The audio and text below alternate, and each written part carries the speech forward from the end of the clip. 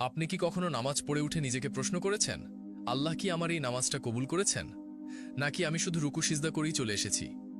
আমরা অনেকেই 5 ওয়াক্ত নামাজ পড়ি, সময় মতো পড়ি, সুন্দরভাবে পড়ি, কিন্তু সত্যি করে বলুন, আল্লাহর দরবারে দাঁড়ানোর সেই অনুভূতি কি আসলেই আসে আমাদের মাঝে, নাকি শুধু শরীর নামাজে কিন্তু মন ঘুরে বেড়ায় দুনিয়ার চিন্তায়? আজকের এই ভিডিওটা আপনার চোখ খুলে দিতে পারে। এই ভিডিওতে আমি বলবো 5টি স্পষ্ট ও বাস্তব লক্ষণ, যা দেখলে আপনি নিজেই বুঝে যাবেন আপনার নামাজ আল্লাহর দরবারে গ্রহণযোগ্য হচ্ছে কিনা। আর 5 নম্বর লক্ষণটিতে এমন কিছু জানবেন যেটা হয়তো আপনি আগে কখনো শোনেননি। এটা আপনার নামাজ, আপনার আখিরাত, এমনকি আপনার ঈমানকেই বদলে দিতে পারে। তাই প্লিজ ভাই, এই ভিডিওটা একবার হলেও পুরোটা মন দিয়ে দেখুন। আজ নিজেকে যাচাই করার এই সুযোগটা হয়তো আল্লাহই আপনাকে দিচ্ছেন। প্রথম লক্ষণ, নামাজে মনোযোগ নেই। আপনি হয়তো দাঁড়িয়ে গেছেন নামাজে, হাত বেঁধেছেন, কিরাত পড়ছেন, কিন্তু মনটা কোথায়? জানেন কি, নামাজে দাঁড়িয়ে থেকেও কেউ কেউ আল্লাহর সামনে দাঁড়ায় না। তারা দাঁড়ায় বাজারে, অফিসে, ফোনে বা দুশ্চিন্তার ভিড়ে। সূরা ফাতিহা মুখে থাকলেও মনে চলে চিন্তা, কাল টাকার কি হবে, প্রেজেন্টেশন রেডি তো, নেটওয়ার্ক কাজ করছে না। এমন নামাজ কেমন? দেহ আছে কিন্তু আত্মা নেই, মুখ চলছে কিন্তু হৃদয় চুপ। রাসূল সাল্লাল্লাহু আলাইহি ওয়াসাল্লাম বলেছেন, অনেকেই নামাজ পড়ে কিন্তু কারো 1 ভাগ, কারো 2 ভাগ সওয়াব হয়, আবার কেউ কিছুই পায় না। আর কোরআনে কঠিন ভাষায় বলা হয়েছে, দুর্ভোগ তাদের জন্য যারা নামাজ পড়ে কিন্তু যারা নামাজে মনোযোগ রাখে না। তাহলে কি করব? অনেকেই ভাবে, আমার মনোযোগ তো আসেই না, আমি কি করব? তাদের জন্য বলি, মনোযোগ একদিনে আসে না, অনুশীলনে আসে। আপনি চেষ্টা করুন প্রতিটি আয়াত বুঝে পড়তে।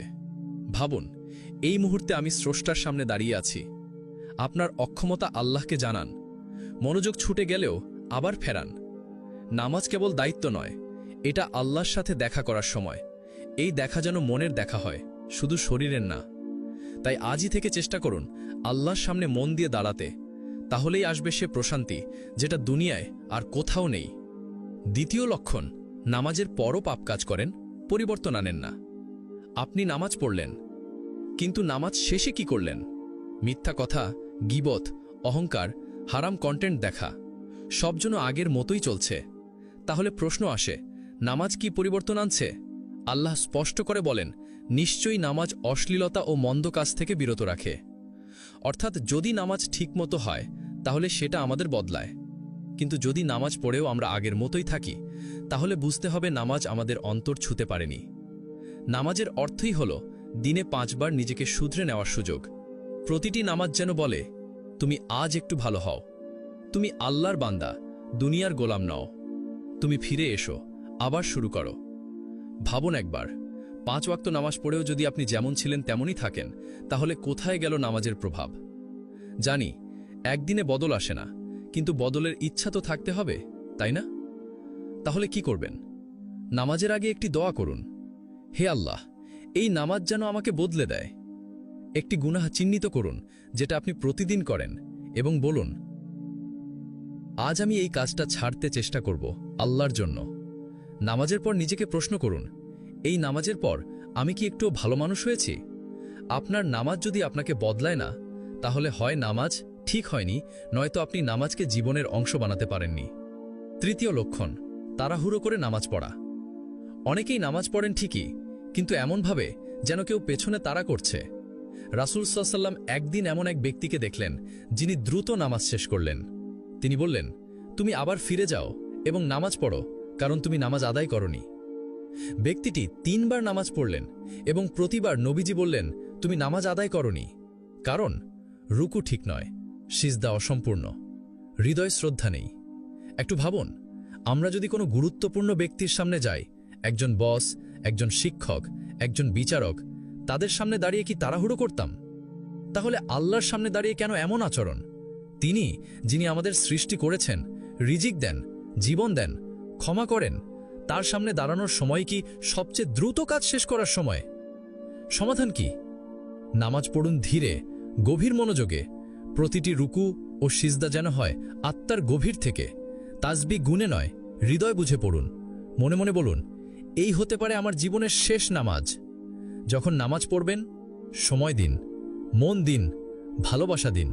আল্লাহর সঙ্গে কথা বলার সময় যদি তাড়াহুড়ো করেন তাহলে আপনি নিজেই বঞ্চিত হবেন সেই প্রশান্তি থেকে যা কেবল নামাজেই পাওয়া যায়।